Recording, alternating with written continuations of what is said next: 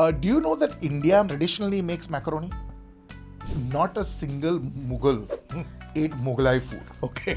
80% of Sardars are vegetarian. Just look at data on dishwasher sales in 2018 and in 2021. In 2018, very few people bought a dishwasher in Bombay. Suddenly, pandemic happened. Husbands had to do the dishes. Oh, they approved budgets for dishwashers overnight. One very wise man, whose name we do not know, invented the Tandoor in Rajasthan. So it's not come from... Get okay. it. Okay. Give me a little time. Food is either memories you have made, are making, or will make.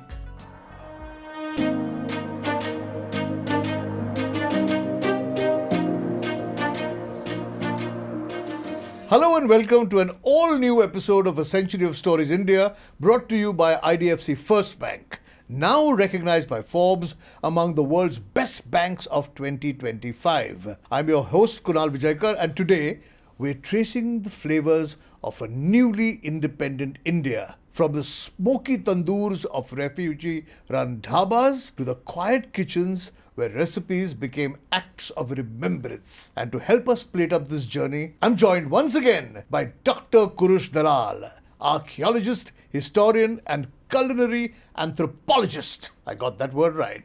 A man who doesn't just study history, but tastes it. From post-1947 kitchens to today's food trucks, Kurush has a way of making every bite tell a story. So, whether you're sipping chai or digging into dal makhani, sit back, because this one's going to be a delicious deep dive into the kitchens of a changing India.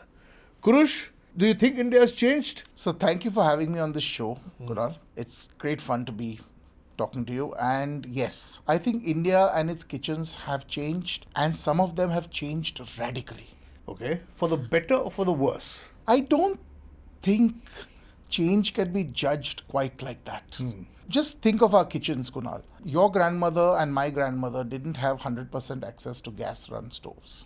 True. They knew how to cook on wood, they knew how to cook on coal, they knew how to cook on kerosene, pressurized and unpressurized. Correct. Most people today wouldn't have any clue what to do with the primer stove. No. I can still light a stove. I could at least. So, that's what I'm saying. So, your generation and mine, same generation, is probably the last generation that knows in an urban setting how to use a primer stove, what a wick stove is, what a chulavati is, in a typical house where you have a platform and you have a stove on top so you can stand and cook in front of it, and a horseshoe-shaped typical mud stove on the floor. With wood on it. Yeah, with wood in it. And we know how to tend them. We know how to keep the temperatures going. We know about coal-fired sigris.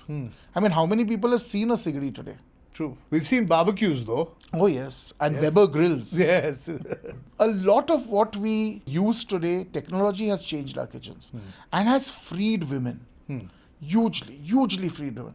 I mean, just people who give me this nonsense about, no, my grandmother used to make masala only on a stone pata and therefore it tasted better. I want to slap them. You want that masala, you make it. Yeah. Don't make your mother or your wife make it. Yeah. Okay, mixer grinders have changed and revolutionized kitchens.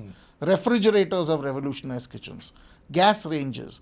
Free-flowing water in a sink in your kitchen. Not having to crawl into a corner of your kitchen and squat on your haunches to wash your dishes because you've got a dishwasher now. Correct. And all these things have literally happened within our lifetime. As in, maybe not 1947, both of us were not born, but if you just look at independence, post-independence, things have changed drastically, haven't they? Hugely. And the pace has been picking up from 1947 to 2025, and it's been rapidly moving. Just look at the data on dishwasher sales in 2018 and in 2021. In 2018, very few people bought a dishwasher in Bombay. Suddenly, pandemic happened. Husbands had to do the dishes. Oh, they approved budgets for dishwashers overnight. It's only when you realize the drudgery that you will not spare the expense. I remember the campaign which was eye-opening literally, the campaign for LPG gas that the government ran for a few years ago, had images of the female or the woman getting liberated from smoke in her eyes, from having to blow into, tube. tubes to tend the fire and all that. And one did not realize that it was so bad for health, and what a chore it was to actually cook on a wood fire. And that gas could liberate you. I remember people joking and saying, the amount of money spent on gas will be less than half of the money spent on tuberculosis treatments. So, there were wags on the other side saying things like, we're going to save money on treating women for TB, which they were getting from these fires. And it's something that we didn't talk about. So there have been pluses and there have been minuses for women. Maharashtra is one of the largest producers of sugar in the country. And this is something that we started somewhere in the 1960s, and we picked up to the 70s and 80s, and we had the sugar barons and the massive sugar factories. And Marathwada went from being a swamp to a dust bowl because they pumped out all their water to grow sugarcane. Most of the sugarcane cutters in Maharashtra come from Andhra Pradesh and Telangana. There are people whom you inform, and the Mukadam will get an entire crew, and they will come and cut cane for you. You are paid only for the days when you're cutting cane. When you're not cutting cane, you're actually docked pay. It's not like you don't get paid. You get pay cuts in your previous pay for not coming to work. Most of the sugarcane cutters are women. They would normally take 4 to 5 days off every month and not get paid for that period and be a liability. So we found out that women sugarcane cutters are getting hysterectomies, complete hysterectomies done in their 30s, so that they can never have to stay at home. They don't have to stay at home because they're menstruating, and they can be cutting sugarcane. And this is being facilitated by the people who are hiring them. So you got young girls in their 30s, early 30s, getting a hysterectomy, and then by the time they're in their mid 40s, having serious problems because nobody gave them the HRT they needed after that. So there are flip sides to food, and there are some really nasty sides to it. And most of us who live in cities would like to not know. Yeah, either completely unaware or look the other way. Okay, coming back to 1947, the biggest thing that happened during 1947 is movement of population. Lots of people from here went there came here. Did it impact the food that we discovered, that we ate, that was created? The refugee camps that was set up by the government were getting a lot of aid that was being sent into them. And this aid was coming from the UN and places like that. Neither India nor our neighbor countries, which were part of this process of division and redistribution of people, were in a position to absorb these influxes. And a lot of this was also sadly coupled with some very tragic violence. As a result of this, we had the United Nations and other agencies come in to help us. And they were providing food boxes and things like that. I've actually been party to creating this for the UN once for a supplier. And I've seen what goes into it, the kind of utensils, cups, this, that and the other, which are mandatory. And it's a very interesting process to see it being done. The care packages would have certain, commodities in them, many of which were very alien to the people who were receiving them. So there are dishes that have arisen out of them which are very bittersweet. Punjabi refugees in their refugee camps were getting bread, butter and sugar as part of their rations. Bread was something that they were completely alien to them. Butter was also not really the kind of butter they were used to. What they started doing with this slightly stale bread, by the time they got around to it, was slowly cooking it down. So they would cook down the butter and clarify it. And then they would crumble this bread in, add sugar, and slowly allow it to caramelize and come together and make something nice. This is called bread halwa. Okay. And bread halwa is part of the story of the families who came over and is now entrenched in their memories. They still make it. And it is a reminder of when times were very bad and there was nothing else to eat. And you did the best that you could with what you had. So the bread halwa is one of the sort of recipes. I've tasted bread halwa. It's delicious, but I've never thought of it as a bittersweet dish. So like the bread halwa, is there anything else that came out of necessity during those times? Yes, so one very, very interesting sabji is made by the Sindhi community.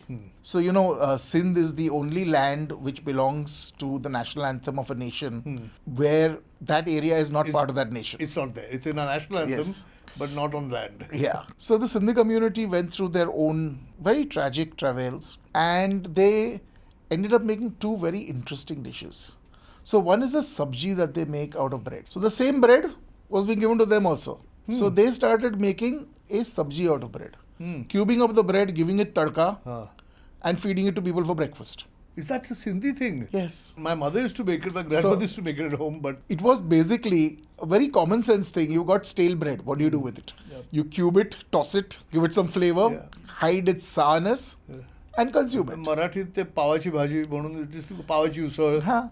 It is like chapatis. Old chapatis would be chopped up. Correct. Little ghee and tup and sakar would be added to it and warmed, and then everybody loved it even more. Even more. The Sindhis then realized that some of the stuff that they were getting was atrociously weird to them. And they adapted one of the most interesting things given to them, which was alien to their entire food history. What they got in their packets was macaroni. Macaroni? No self-respecting Sindhi from a small town or a village in Sindh had ever come across macaroni before. Absolutely. So they took this macaroni and they took potatoes and tomatoes and whatever spices that they had and bunged them into a pressure cooker and gave it 3 whistles. Or how many whistles people cook by, which I don't understand, but... And they made macaroni sabji. There is a macaroni sabji? There is a macaroni sabji in the Sindhi community. I came across it as recently as about 20 years ago for the first time, and I was like, you cook macaroni with potatoes and spices in the pressure cooker? The macaroni virtually is falling apart. It's like slightly decomposed macaroni mashed up. Because you've given 3 cities to it. Yeah, but it works. I mean, it's carbs and carbs. You can't go wrong with it. You cannot. It's like a vada pav. It's just carb on carb on carb. But listen, I'm going to take you away from 1947 and this. Because you brought up macaroni, there is a dish called dabba ghosh, which has spaghetti or noodles in it. Yes. What is the origin of that? There is a lot of disagreement about the noodles in dabba ghosh. Okay. Do you know that India traditionally makes macaroni? No. So Indians have been making pasta, to be more precise, not macaroni. Indians have been making pasta for the longest time. If you talk to the Konkani Muslims, they have at least 8 to 12 different, depending on who you talk to, varieties of pasta that they make and they bottle and they put away dried pasta to be used for various different occasions. Really? They have an egg dish, a fried egg dessert, which is made with pasta. So it's a fried egg, like a fried egg, but it's got pasta and it's got sugar. Yeah, and it tastes surprisingly nice. Yeah, so they've got all kinds of things like this. So, Indians have been making pasta for the longest time. What is the origin of this Indian pasta? Let me tell you about Maharashtrian pasta. You have eaten Maharashtrian pasta. Have I? Let me think about what could be. At least 2 varieties you've eaten. Sheo. Yeah. Like idiyappam kind of sheo, yes. which we eat with milk. But what about the dried one that you've eaten? The dried one? Dried pasta. Chakli? No, ghavnechi kheer. Ghavnechi kheer. Correct. Yes. So that's basically, in your fingers, you roll it up into little rice-like pieces, dry them out, put them in a bottle and use them as a thickener. So Indians have been doing this kind of thing for the longest time. The moment you cross the ghats and you go into the interior of Maharashtra, you will find vadi. All kinds of vade are being made out of dal pastes, dried and put into bottles. And when there is nothing to cook, you will make an onion and spice birista and soak vadis and put them into it. Somebody turns up at your house in Marathwada, they will make vadichi bhaji immediately. So that there is something to put on the table immediately. It's a bit like the Rajasthani... exactly. What's it called? Kher sangri and gatte ki sabji. All over North India. Yeah. All over North India you'll get gatte ki sabji. You go into Bengal and Orissa and you will get vadi all over again. And you will get vadi in Bihar also. And you will get vadi in MP also. So fried vadis, boiled vadis, steamed vadis, vadis to thicken up gravies. So we've always had this. It's not new. In Maharashtra, we've had all kinds of things that we can dry and fry. Yes. So think of all the kurdai. Correct. All the papads. Yes, of the mirgunda. Okay, all of that. So this is a tradition across the country. When you got it, you dry it. You make it, you dry it, and then you fry it. In Kashmir, where you have a very small season for vegetables, you dry every single vegetable in the world, including baingan.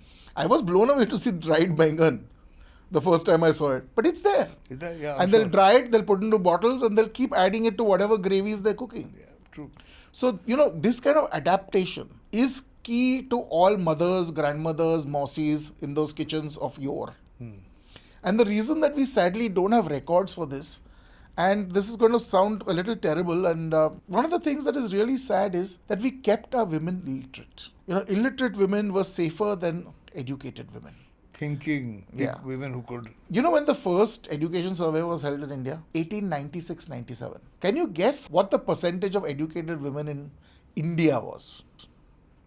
2%. Bang on. Just 2%. Just 2% of women in India could read and write. The people who were basically doing the cooking and who should have been keeping records of what they were doing were unable to keep any never record. keep records. So it could only be passed on from mother to daughter and daughter-in-law. There was just no other way of data transfer. Today we have idiots saying things like, it doesn't taste like my mother made it. It can't taste like your mother made it when your mother doesn't make it. Your wife is not your mother. And in today's day and age, the good thing is you'll probably end up sleeping on the sofa. Yeah. Back in the day, the wife just had to suck it Had up. to suck it up. Yeah. Okay, let's get back to 1947. Okay, you named 2 dishes or 3 dishes that came out of necessity. Anything else that was created around that So time? some very interesting things happened. In 4,400 years ago, one very wise man, whose name we do not know, invented the tandoor in Rajasthan, Invented tandoor in Rajasthan. in northern Rajasthan. So it's not come from. Getting okay. there, getting. Okay. So basically, while excavating the Harappan city of Kalibangan, Huh. we found 2 beautiful tandoors. Okay. And we also know that chickens existed in Kalibangan because we got a chicken painted on a pot. We keep joking that was probably the first tandoori chicken place in the world, but never mind that. So from there, the tandoor moved across the Harappan world and was forgotten in its original homeland of Rajasthan and Punjab. And became part and parcel of the food of the Northwest Frontier province. Correct. See, it's a very, very good kind of oven to have. Now, Punjab also had the same kind of oven, and Punjab used it as a community oven. Sanja chula. Sanja chula. Correct. This was used in Punjab almost exclusively for the making of breads. You came with your dough, you made bread, and it's it, and that's that. In the Northwest Frontier province, etc., it was used to make many more things. A lot of meats that were put together on skewers could also be skewered and suspended. They could be suspended from lids, specific lids that were made to hold these things up with hooks. They could be directly put in. And your tandoori chicken, as we call it today, was one of those things. It's called a tandoori chicken today because it's made in a tandoor. Sadly, 90% of tandoori chickens are not made in tandoors today, but are made on open grills. On But- grills. On grills. On yes. grills. But well, that's life. So the concept of the tandoor came to India with the refugees. And it definitely came to Delhi. Because Delhi saw an enormous refugee influx from all over. And tandoori chicken became a thing in the restaurants of Delhi. And today they are fighting tooth and nail in the courts about who did it first. I'd like to tell them that some anonymous guy in Kalibangan in northern Rajasthan did it first 4,400 years ago. So they should stop arguing about it. Well, the problem with tandoori chicken is you can't cook and serve while people are waiting for their order. I can't walk into a tandoori restaurant and say, "Ek tandoori chicken," and say, "Haan, main laga raha hu." And 25 minutes later, you will get your chicken. No, I want my chicken now. You see, we are the Maggi noodles people. We want instant gratification. So what do? So we half cook the tandoori chickens and we hang them up. And then when people come, we finish them off. So you slap on a good amount of fat onto it. It can be butter, it can be ghee, it can just be oil. Yeah. And you put them back in, it smokes up. So just to stop you, when you say half cook, how have you half cooked them in the tandoor only? In the tandoor only. And then hung up those long Correct, salyas with yeah. chickens on them. So that also looks good, display. What happens to the tandoori chicken you don't sell? Now, tandoori chicken is a skinless bird because skin tends to crisp and burn very fast. And most people don't like skin. Yeah. Though it's some of the best things that It you can is, have. yeah. But guess what? By the next day, your tandoori chicken is so dehydrated. If you put in a bowl of water, the water will disappear. What do you do with this? So enterprising Punjabi restaurateurs shredded this chicken, tossed it in tomato puree with some spices, and then just before serving, they went French. Motre au beurre. Actually, it was not even beurre. It was just cream. Whatever malai or white makhan there was whipped up and slapped on top and sent out. And it was rich indolent dish. The tomatoes were bringing in major umami. Plus there was spices, there was chicken, it was boneless. Correct. Easy to eat. It had everything going for it. And there were hot rotis coming out of the tandoor. So the butter chicken was born out of recycling and necessity. And it was the entire culture of tandoori food in India came in and became big with partition. We didn't make our meats in tandoors till partition really happened. It was essentially something we made bread in, and we had kadais very often sitting on top of a tandoor to make the most of it. But we did not have whole chickens sitting inside Going tandoor. inside a tandoor. Yeah. And very few people realize that maybe I'm pushing it at 90%, but 80% of Sardars are vegetarian. They are. The whole of Punjab, more than half of Punjab is vegetarian. Even if when you drive down Punjab and you're looking for dhabas on the highway, they're all Vaishnav dhabas. They're all vegetarian, pure vegetarian food. And they're delicious. Lovely, lovely. It's all about the ghee and the butter. And till today, they say, अरे यार Punjabi vegetarian कैसे हो सकता है? ज़्यादा करके vegetarian ही है. So more than 80% of the Sardars are vegetarian. It was Sardar royalty which hobnobbed with the British, which ate non-veg. And it was the Sardars that joined the army that the Fauji Sardars started becoming non-vegetarian. Correct. Again in contact with Europeans and others and so on and so forth. So there is a whole tradition of meat pickle that the Sardars make. And this meat pickle thing is something that is made in winter by Sardarji men only. And it's usually made in the backyard or in the garden in Delhi. So what is it? It's just pickling It's just pickling meat so that you can keep it under oil and eat it throughout the winter. Okay, you talked about how they use tomato puree to make butter chicken gravy, okay? I find that a lot of the Mughlai dishes as we eat them now, similarly based on similar gravies. It may not be tomato based, but it may be yellow, brown, onion, whatever based. Do these dishes all start appearing in India after 1947? Or were the Mughals actually cooking like this? So not a single Mughal ate Mughlai food. Okay. Real Mughalai food or Mughaliana food was very, very different from what we call Mughlai food in the restaurant. So Indian Chinese Mughlai, Tandoori, which is that amazing multi-culti restaurant thing that we have, which is great food. Huh? Yeah, it's great food. Happy, I oily. love it. You've had a lot of drinks. You want to eat something to line your stomach before or after or during. Nothing like this food. It's like Indian Chinese. Most Indian Chinese is a phenomena of the last 75 to 100 years. And it is really something that's picked up post-independence. I was talking to my wife one day and she's Bengali. If they ever went out for a meal, it was Chinese. If you had a celebration and you went off maybe 4 or 5 times a year, it was Chinese. When I was growing up, invariably going out meant Chinese. Yeah. So Chinese restaurants again were something that existed before 1947, but really picked up steam after 1947. It became a go-to food that we ate outside our houses. It was not something that we cooked at home. Correct. Because you didn't know how to cook it. Yeah, you didn't know how to cook it. It was all different. Yeah. I have a lot of Parsi friends. As you know, every time there was Navroz or Pateti or New Year or whatever, I would be going there looking forward to some really good Parsi food. And they've all dressed up and are going for Chinese food. And I'm saying, what the hell? This is Parsi New Year. Can we get some palau dal and some sali margi and whatever?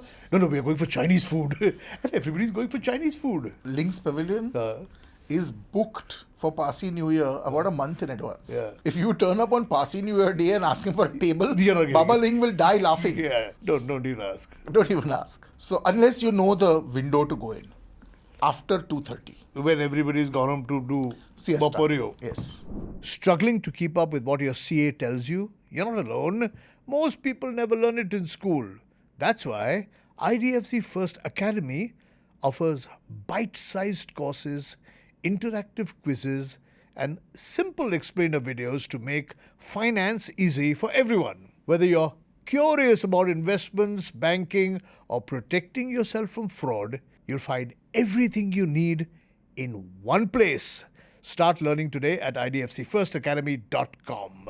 Okay, coming back to 1947 and the Punjab, I'm assuming that because there were so many homeless people, for want of a better word, there must have been community kitchens, the Langars. Any story about how that happened? So how that happened is a much older story. The langar has been part and parcel of Sikhism. It is very intrinsic to Sikhism to have a langar, and the same food is served to everybody. This is one of the great things about Sikhism. There is no food for.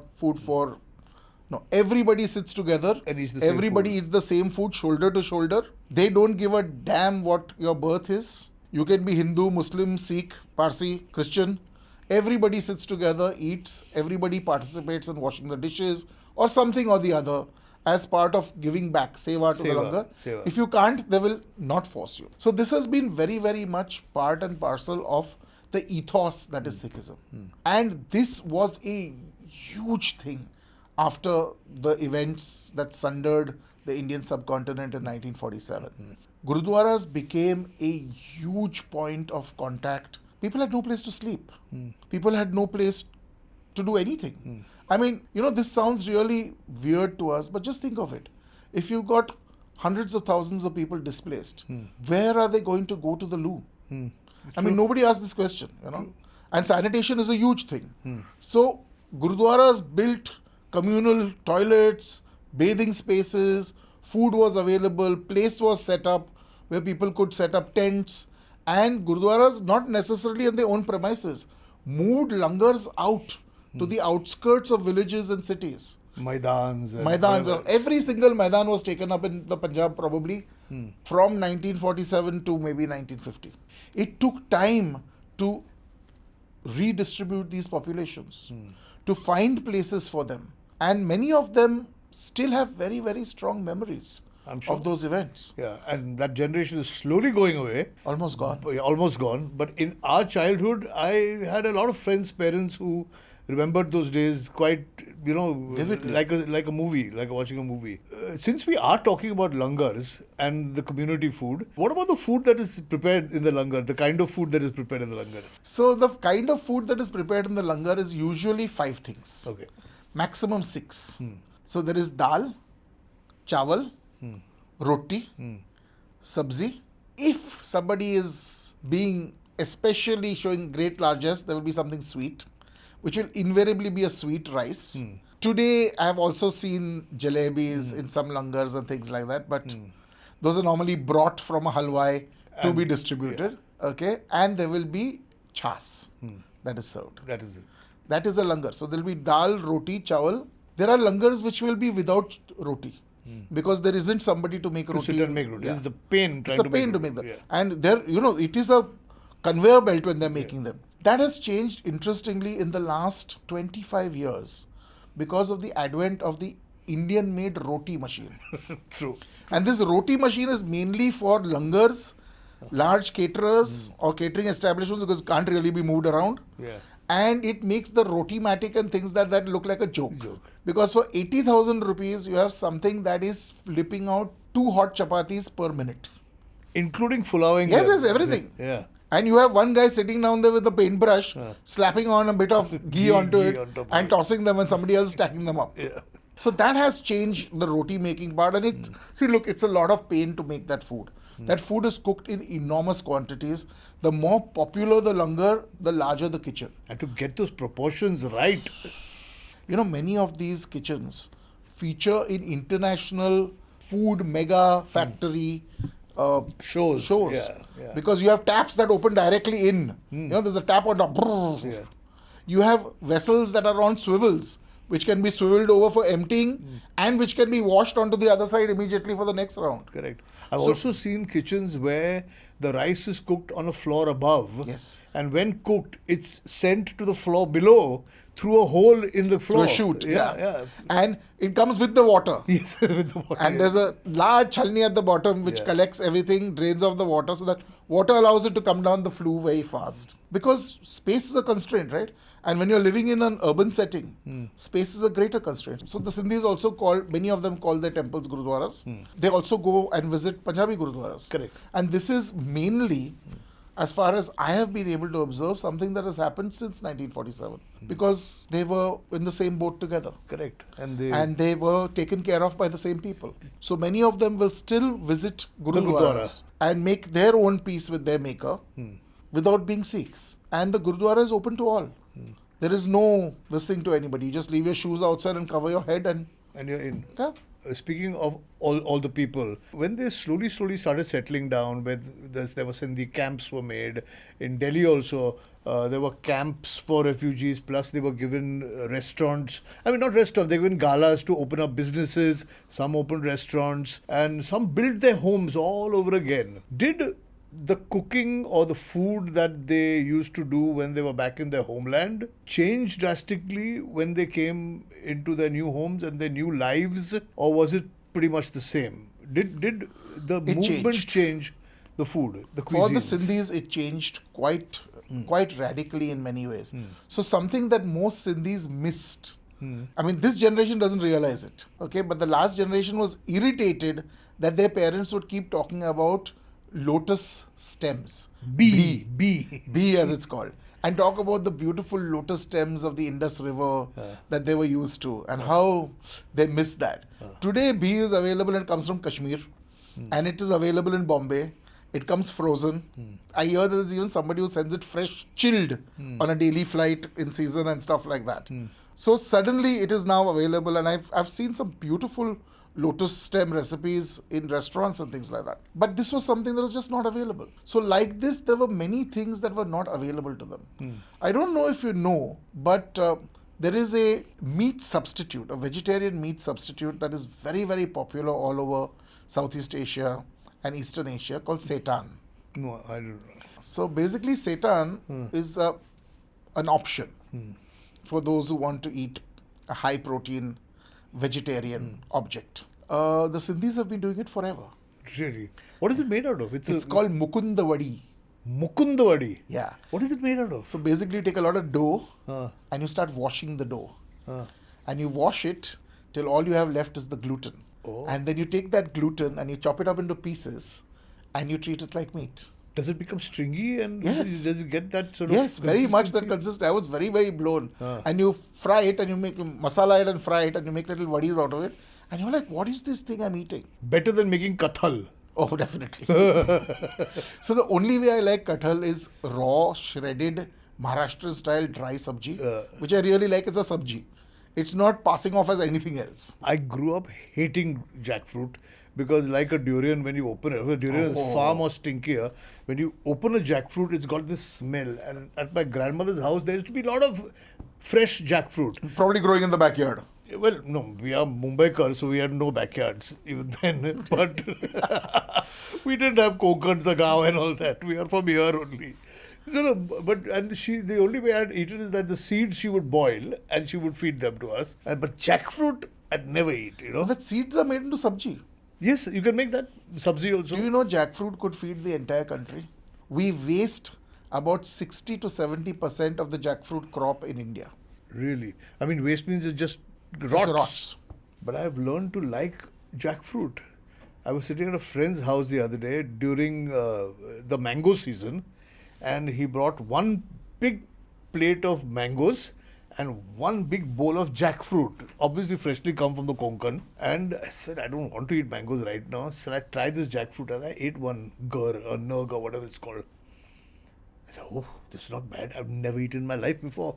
So after 60 years of my life. Just before being fully ripe. Yeah, no, it was nice. It was sweet and it was delicious. So if you talk to the aficionados, they will tell you that there are two varieties.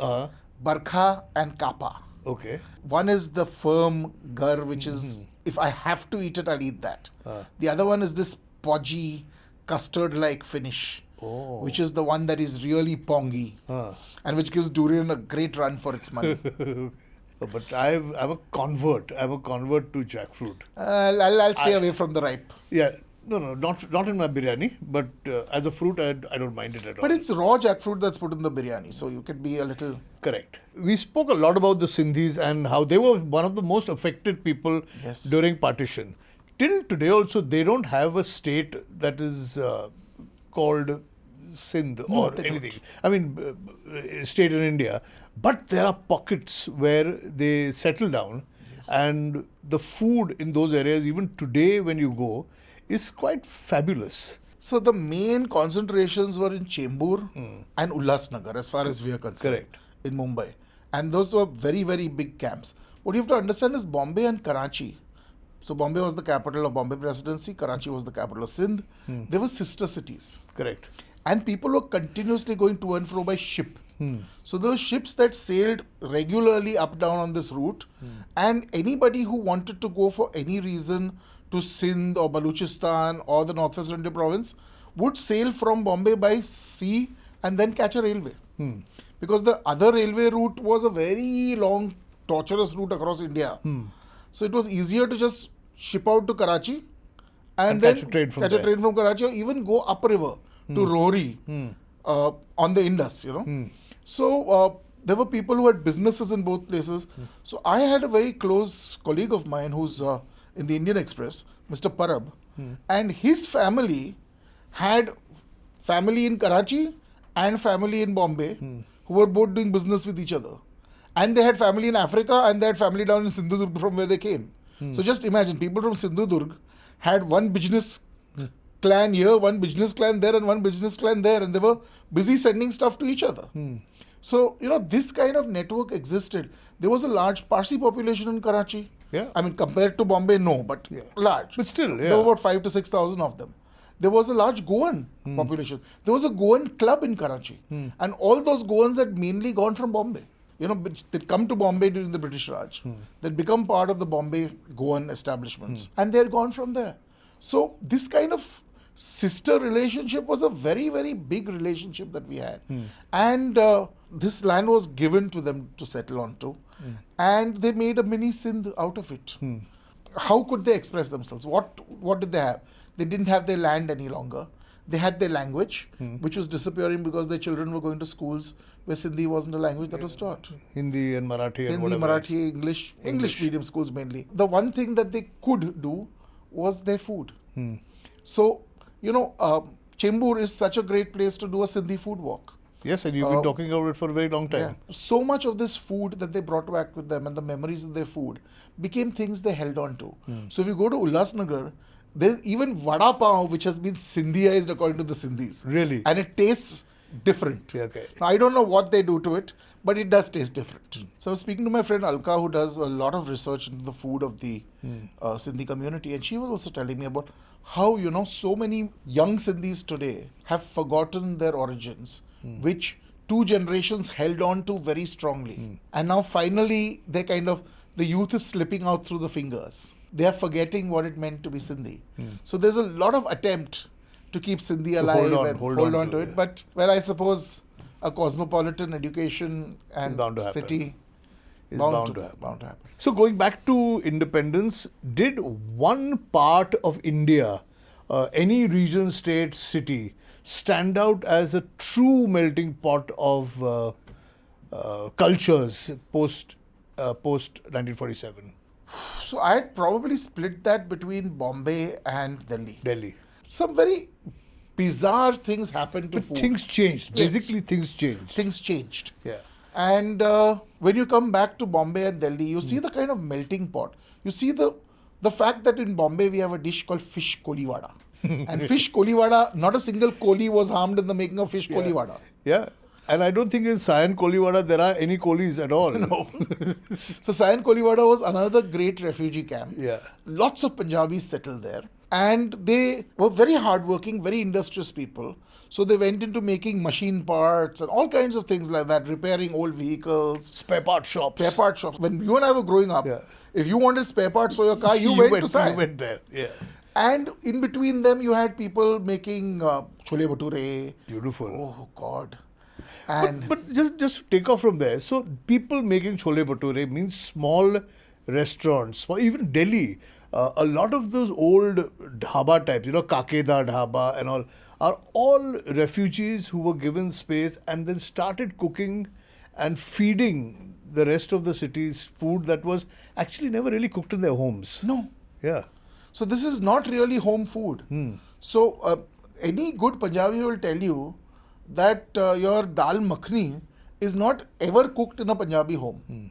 It's maa ki dal that is cooked in a Punjabi home, not dal makhni. They are cousins with a mild separation between the two. So the whole Punjabi cuisine that we get now, which is kali dal, butter chicken, tandoori chicken, whatever, is all post-partition restaurant food and Paneer labbabdar.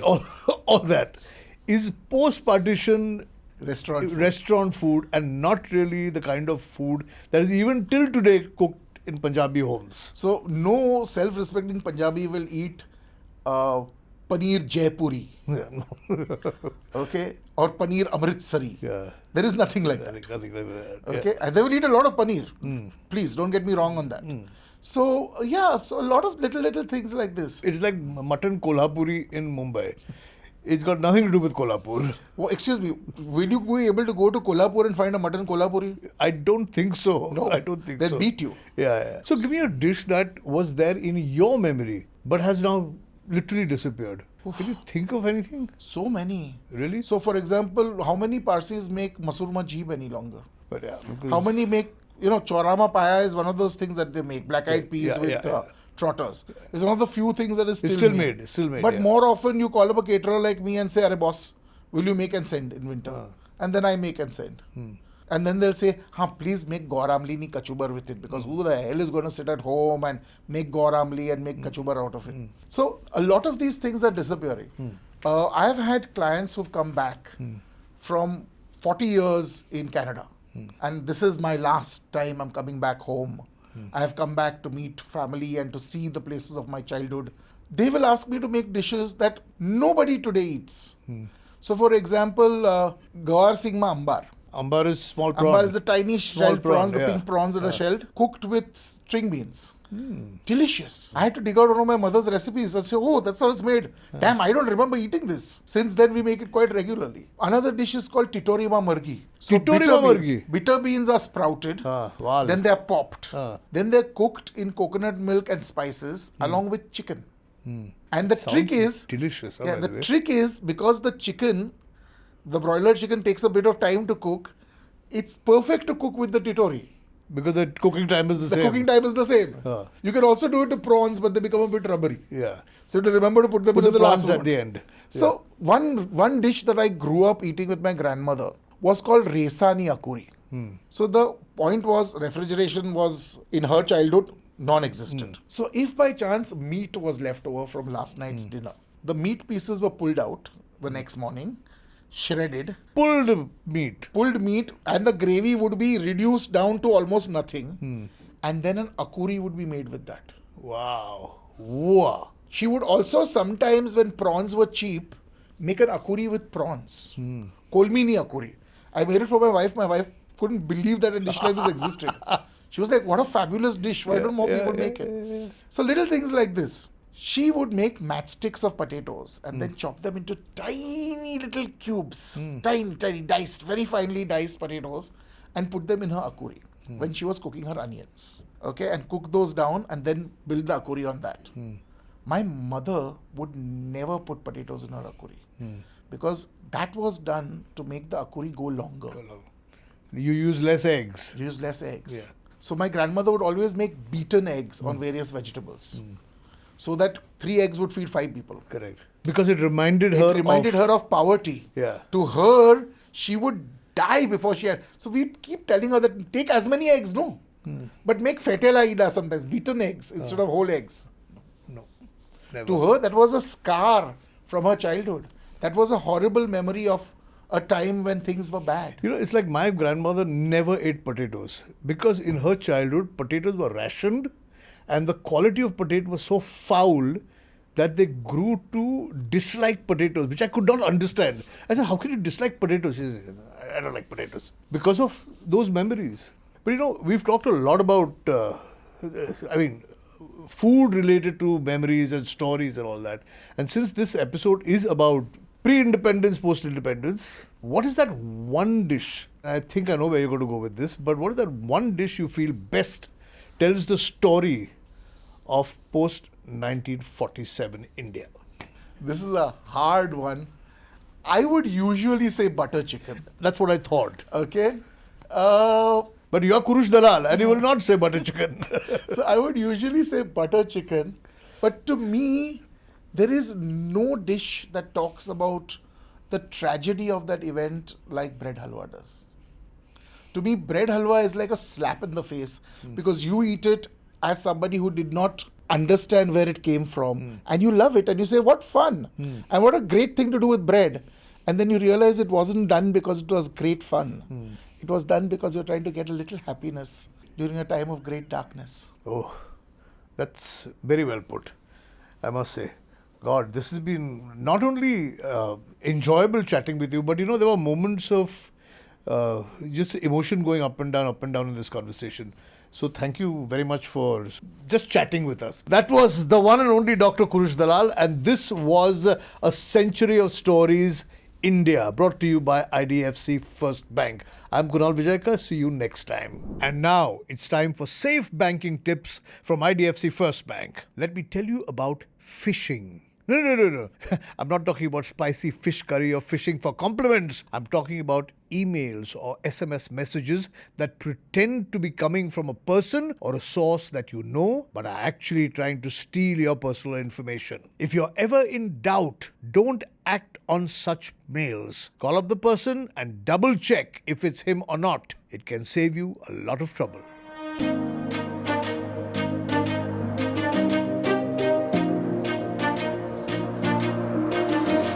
IVM